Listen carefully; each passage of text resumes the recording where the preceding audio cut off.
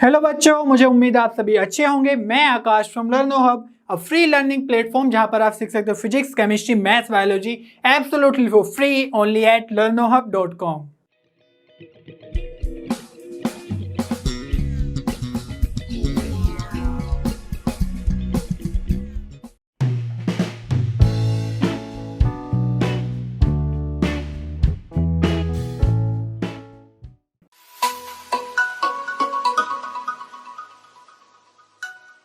Find the angle between the lines whose direction ratios are a, b, c and b minus c, c minus a, a minus b।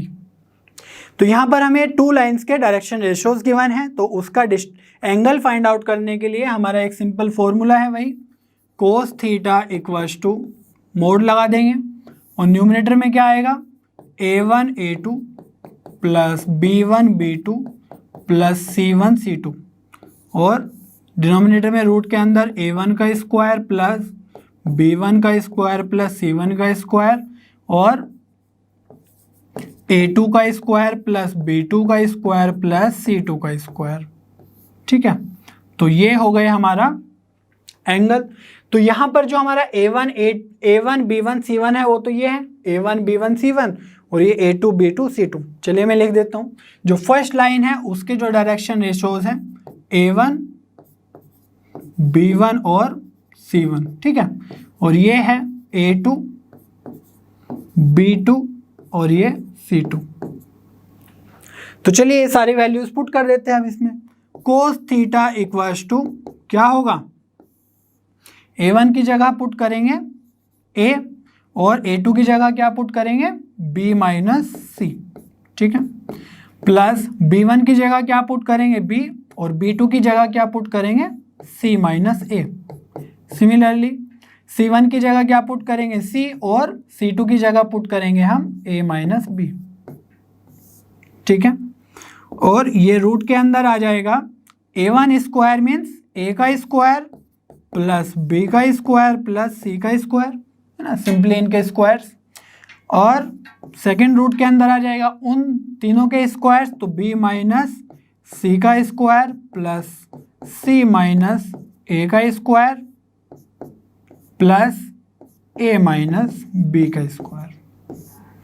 और ये आ गया mode. Mode नहीं भूलना है, ठीक है, positive quantity रखनी है हमें कोस थीटा की। तो cos theta equals to numerator solve करते हैं पहले। तो यहाँ से देखो a की मल्टीप्लाई करेंगे तो ये आ जाएगा AB माइनस AC, है ना। यहाँ पर B की मल्टीप्लाई करेंगे तो BC माइनस BA या AB, एक ही बात है। CA है ना, या AC भी लिख सकते हैं, तो AC और C की मल्टीप्लाई करेंगे B में तो माइनस BC। ठीक है, और डिनोमिनेटर में सेम रहेगा a square plus b square plus c square और यहाँ से आ जाएगा देखो b माइनस c का square plus c minus a का स्क्वायर, है ना, स्पेस नहीं बचा, तो प्लस a माइनस b का स्क्वायर। ये भी रूट के अंदर ही है, ध्यान रखना। तो यहाँ पे देखो a b और यहाँ पर माइनस a b, तो ये दोनों कैंसिल। यहाँ पर है माइनस ए सी और ये प्लस ए सी, ये भी कैंसिल, और बी सी और माइनस बी सी ये भी कैंसिल। तो न्यूमरेटर में क्या बचा 0, है ना। तो कोस थीटा, अब देखो न्यूमरेटर में 0, नीचे कुछ भी हो तो 0 ही आ जाएगा, है ना। जब कोस थीटा इक्वल्स टू 0 तो 0 को क्या लिख सकते हैं कोस 90 डिग्री। तो यहां से थीटा कितना आ जाएगा हमारा 90 डिग्री।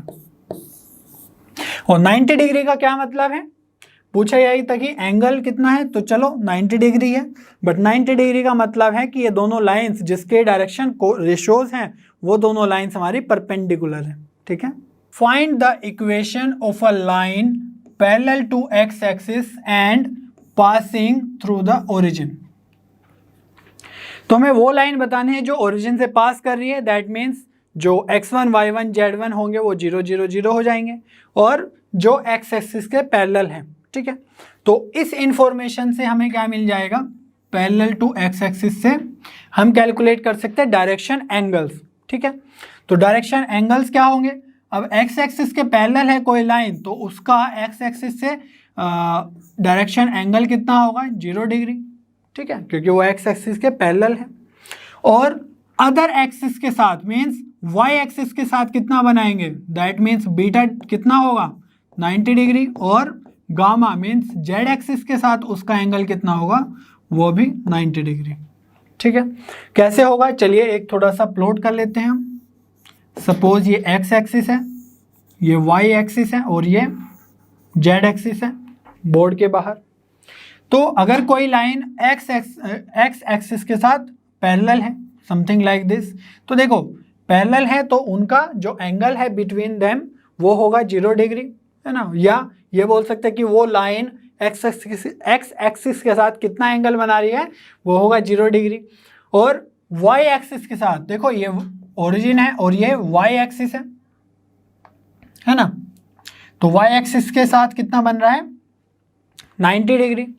और जेड एक्सिस के साथ जो ऐसे है उसके साथ भी कितना बनेगा, जो ऐसे है और लाइन कुछ ऐसे जा रही है एक्स एक्सिस के साथ, तो उसके बीच में भी एंगल कितना होगा 90 डिग्री।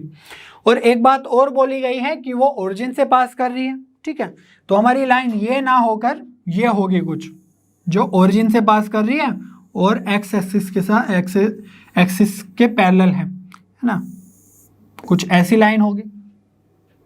ठीक है, तो चलिए देखते हैं।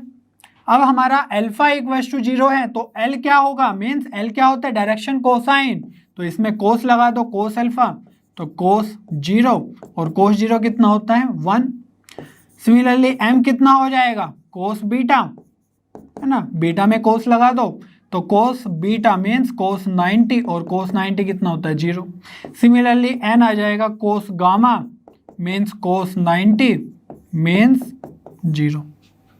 ठीक है, तो हमारे पास एल एम एन आ गए, दैट मीन्स डायरेक्शन कोसाइंस आ गए हैं। और अगर डायरेक्शन कोसाइंस आ गए हैं और वो पॉइंट है जिसके थ्रू लाइन पास कर रही है, तो हम उस लाइन की इक्वेशन इजीली लिख सकते हैं। क्या होती है, अगर हमारे पास डायरेक्शन रेशियोज होते हैं ABC तो हम ABC यूज कर लेते हैं, बट अगर हमारे पास डायरेक्शन कोसाइंस है तो उसका भी हम यूज कर सकते हैं। ठीक है, तो क्या इक्वेशन होगी x minus x1 upon L, ठीक है, y minus y1 upon m, ठीक है, और z minus z1 upon n equals to lambda भी लिख सकते हैं, बट मेन तो यही इक्वेशन है। तो यहाँ पर हम जनरली डायरेक्शन रेशियोज हमें पता होते हैं तो ABC यूज कर लेते हैं, बट डायरेक्शन कोसाइन भी यूज कर सकते हैं, क्योंकि डायरेक्शन कोसाइन डायरेक्शन रेशियोज का ही एक स्पेशल केस है। ठीक है, जिसका जो कंडीशन होता है डायरेक्शन कोसाइन का वो ये कंडीशन होता है। ठीक है, स्पेशल केस। तो यहां पर वैल्यूज पुट कर देते हैं। x1 क्या है, ओरिजिन से पास करिए, तो x माइनस 0 अपॉन एल कितना है 1 equals to y minus y1 है 0 ओरिजिन से पास कर रही है, और m कितना है 0 equals to z minus z1 भी 0 अपॉन n भी 0।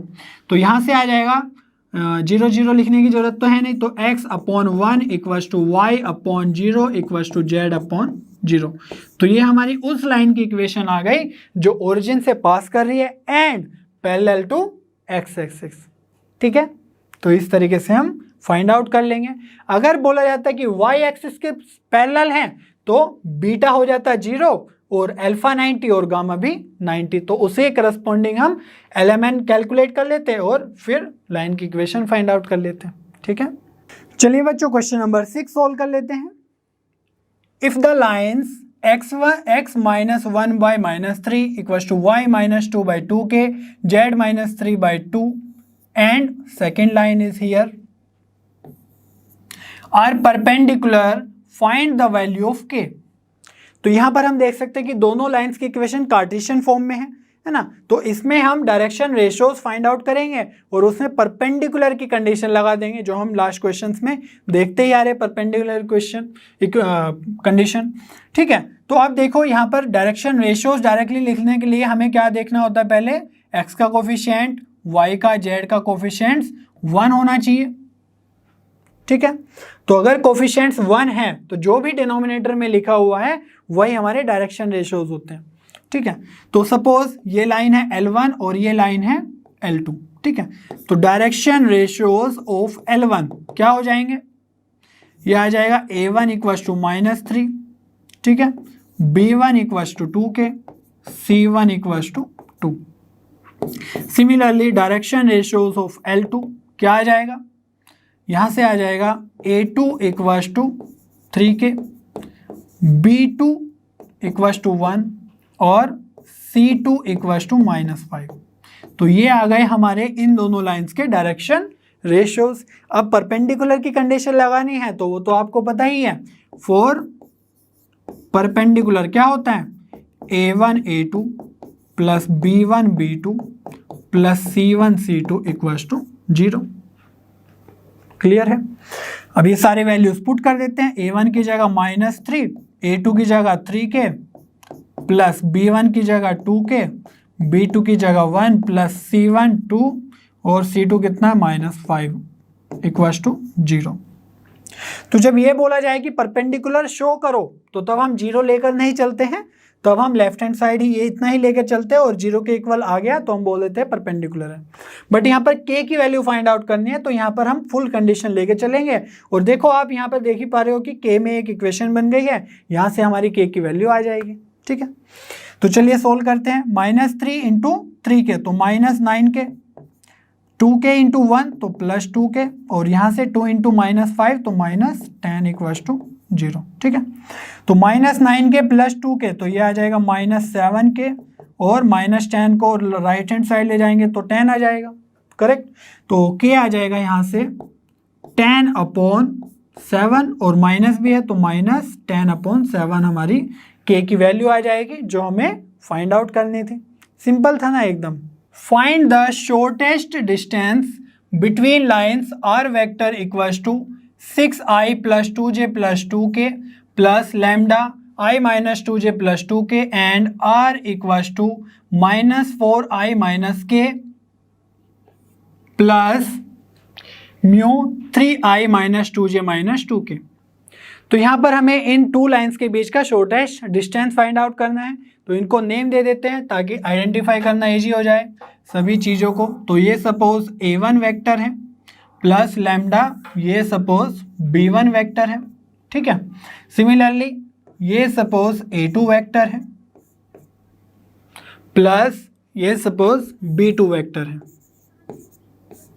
ठीक है, तो हमारे पास क्या क्या चीज़ें हैं, एक तो लाइन है R vector equals to A1 vector plus lambda B1 vector. दूसरी इक्वेशन है R vector equals to A2 vector plus mu B2 vector. ठीक है, तो इन दोनों लाइंस के बीच का अगर हमें छोटे डिस्टेंस फाइंड आउट करना है तो सबसे पहले हमें चेक करना होगा कि ये पैरेलल लाइंस है या स्क्यू लाइंस है। ठीक है, तो यहाँ पर देखो B1 और B2 अगर सेम हो गए तो वो पैरेलल लाइंस है। क्या यहाँ पर पैरेलल लाइंस दिख रही है? नहीं, यहाँ पर तो 3i - 2j - 2k है और यहाँ पर i - 2j + 2k है। तो B1 not equals to B2, that means ये लाइंस स्क्यू लाइंस है। ठीक है, और स्क्यू लाइंस का फॉर्मूला हम सीख चुके हैं जब हम लाइंस की एक्सरसाइज सोल्व कर रहे थे। तो ये क्वेश्चन हम ऑलरेडी सोल्व कर चुके हैं इस तरीके का। तो डिस्टेंस क्या होता है स्क्यू लाइंस के बीच में, B1 cross B2 dot A2 minus A1 vector upon B1 cross B2 cut है ना, इसका मैग्नीट्यूड लिखना है और पूरे का हम मोड लेंगे ताकि डिस्टेंस पॉजिटिव आए। ठीक है, तो सबसे पहला टास्क है कि हम B1 cross B2 find out कर ले, उसका मोड फाइंड आउट कर ले और A2 minus A1 find out कर ले। चलिए करते हैं। तो B1 क्रॉस B2 क्या होगा, तो हमें क्रॉस लेना है दो वेक्टर्स का। तो सबसे पहले तो I J और K कैप लिख लेते हैं। ठीक है, यहाँ पर हमारा B1 वेक्टर है ना, पहले B1 वेक्टर के कंपोनेंट्स लिखेंगे। तो B1 वेक्टर I कैप तो ये आ जाएगा 1 - 2j तो -2 और 2k है तो 2। ठीक है, फिर हमें B2 के कंपोनेंट्स लिखने जो यहाँ पर है 3 - 2 -2 तो लिख लेते हैं 3 - 2 और -2। ठीक है, चलिए आगे करते हैं। तो I के साथ क्या क्या चीज़ें आएंगी, I के करस्पॉन्डिंग हमें एक्सपेंड कर रहे हैं तो ये और ये लाइन गई तो -2 इंटू -2 तो हो गया 4 है ना, और -2 इंटू 2 तो ये हो गया -4, है ना, लेकिन हमें बीच में माइनस रखना होता है तो ये हो जाएगा +4। माइनस जे के साथ क्या आएगा, तो ये लाइन और ये लाइन कैंसिल, तो 1 इंटू -2, ठीक है, तो ये आ गया -2, और 3 इंटू 2 6, और बीच में माइनस रखते हैं तो -6, ठीक है। तो ये सब एक्सपेंशन आप ऑलरेडी सीख चुके हैं, तो इसमें हम ज़्यादा टाइम स्पेंड नहीं करेंगे। तो के साथ क्या आएगा, 1 इंटू -2 और 3 इंटू -2, तो ये -6, बट बीच में प्लस होता है तो +6, सॉरी बीच में माइनस होता है तो +6 हो जाएगा ऑलरेडी, ठीक है। तो चलिए इनको थोड़ा सा सोल्व कर लेते हैं। तो 4 + 4 8i, ठीक है, -2 -6 तो -8, और बाहर माइनस है तो ये हो जाएगा +8j, और ये है -2 और 6, ठीक है, तो ये आ जाएगा +4k। लेट मी चेक के कैप के साथ सही आ रहा है कि नहीं, तो ये कैंसिल, तो ये -2 और ये तो ठीक है, तो ये आ जाएगा +4k, ठीक है। तो B1 क्रॉस B2 हमारा ये आ गया है। अब इसका मैग्नीट्यूड भी लिखना है क्योंकि डिनोमिनेटर में जरूरत पड़ेगी।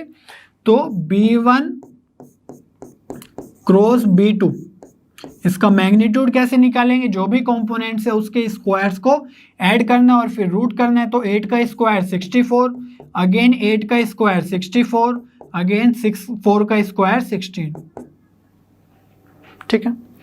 तो 64 और, है ना, ये कितना आ जाएगा, 6 4 10 और 4 14 का 4 1 कैरी, तो 1 2 6 8 और ये 14, ठीक है।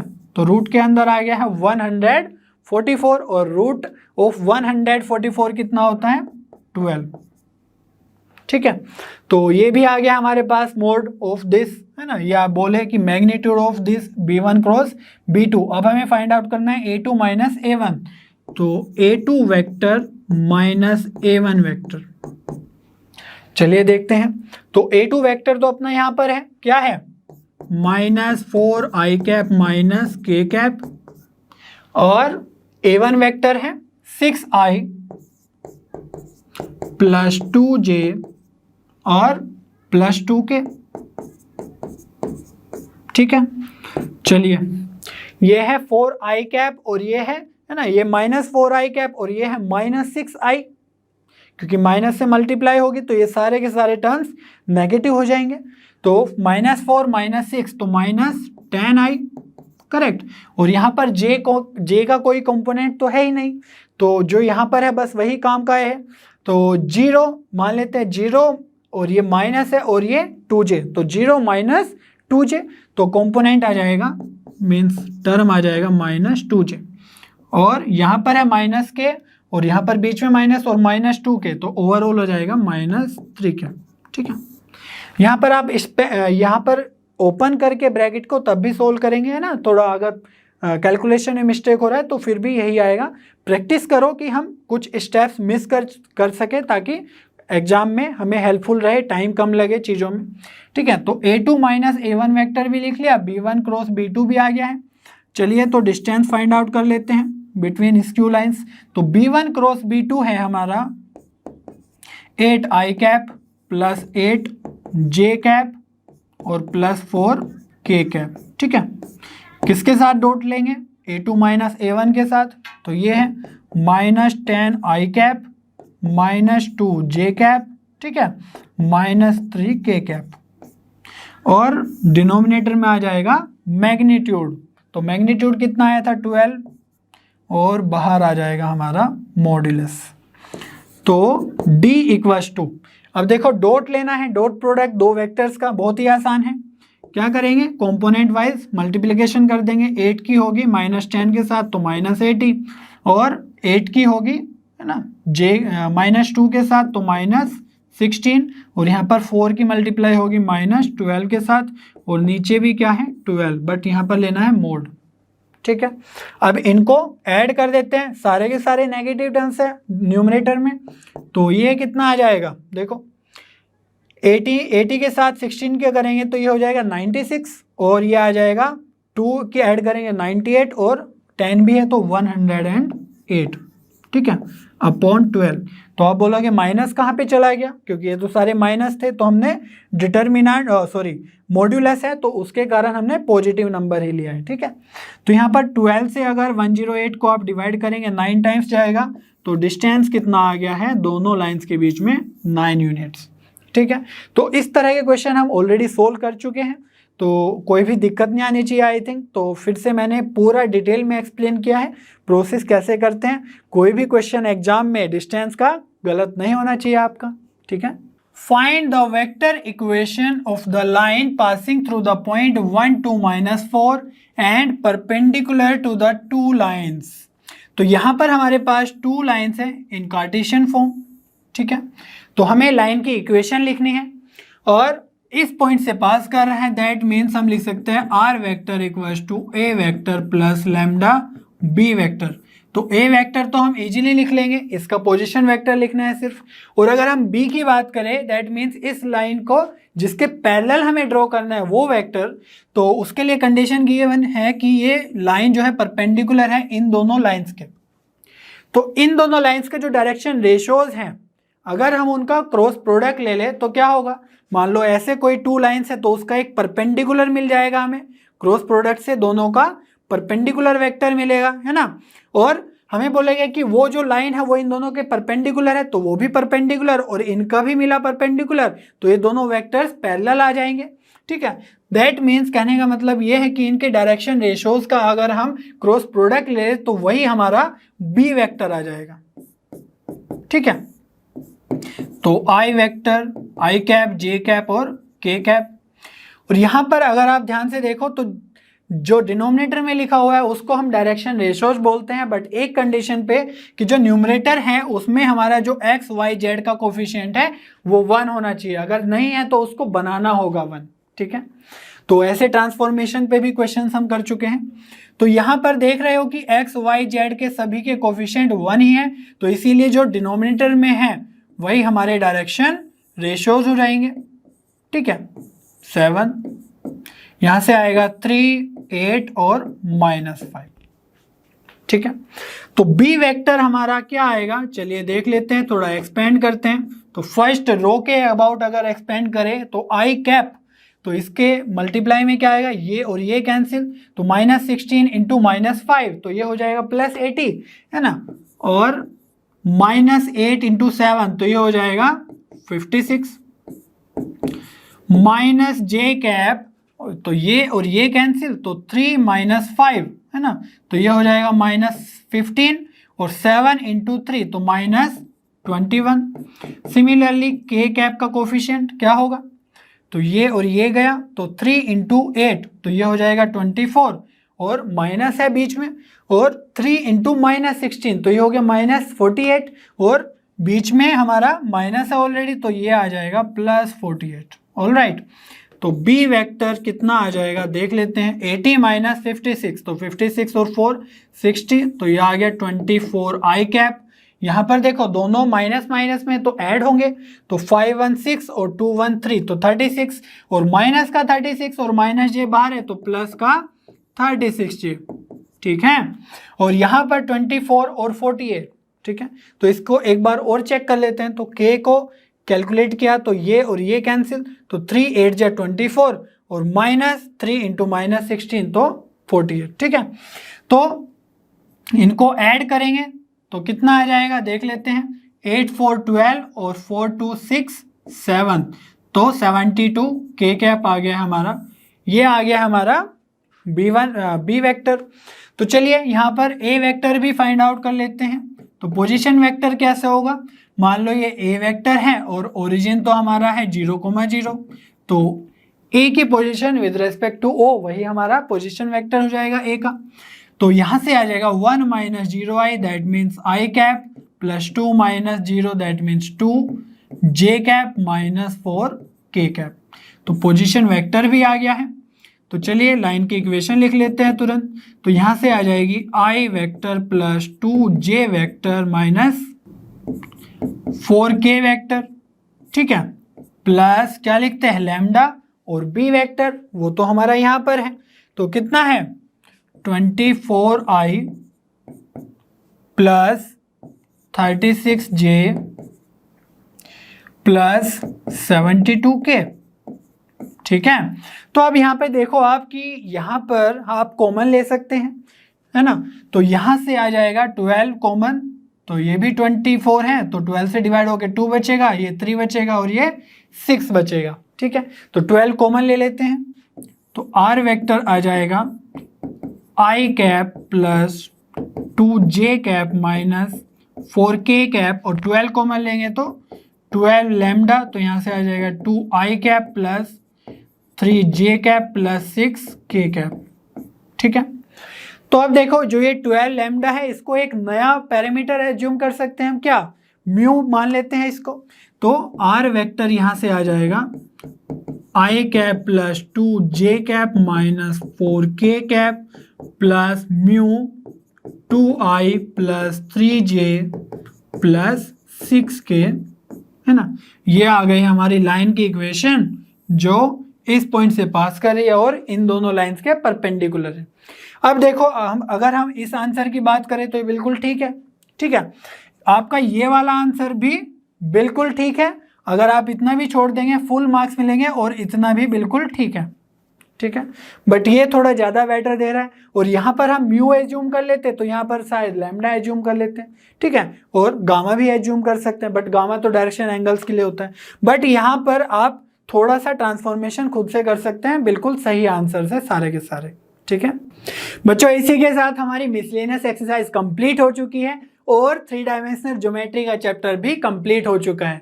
मुझे उम्मीद है आपको सभी क्वेश्चंस और उसमें यूज हुए सभी कंसेप्ट्स बहुत अच्छे से समझ में आए होंगे। मुझे तो बहुत मजा आ गया। तो ऐसे ही पढ़ते रहिए और लर्नो हब पे बने रहिए, क्योंकि लर्नो हब पे सभी कंटेंट फ्री है पर बेस्ट है।